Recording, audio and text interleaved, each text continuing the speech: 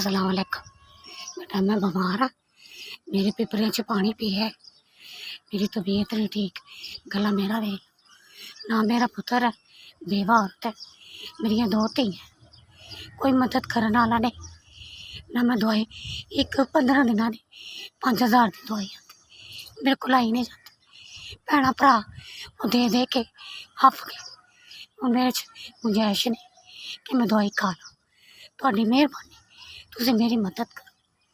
मियाँ मेरा नहीं है, बेवा औरत है, मेरा कोई पुत्र नहीं है, धियां अपने अपने घर वाली, मैं अपने भरावां दे घर रौंदी, भरावां दे बूहे ते जानी आं, उत्थों रोटी खा के ते आ जानी।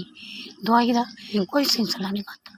भरा भी मेरे माड़े ने, मेहनत मजदूरी करते हैं, योगे नहीं है कि मेरी दवाई मैनू लै दे, तेल मेरे को बोलिया भी नहीं जाता, हिम्मत नहीं है। थोड़ी मेहरबानी, मेरी मदद करो। अल्लाह तुहानू ज़्यादा दे, तंदुरुस्ती दे, थोड़ी मेहरबानी।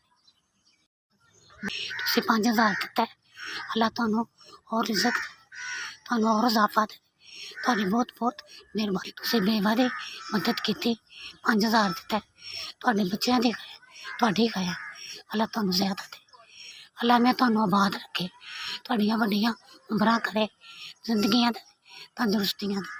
अल्लाह मियां तुहानू इन्ना दवे, तुसीं ऐसा देंदे रहो, तरक्कियां कामयाबी दे, तेरे रिज़क च इजाफा पावे। अल्लाह मियां तुहानू दुखां तकलीफां तो दूर रखे, अल्लाह तुहाडे रिज़क च इजाफा करे, तुहानू कदी तंगी ना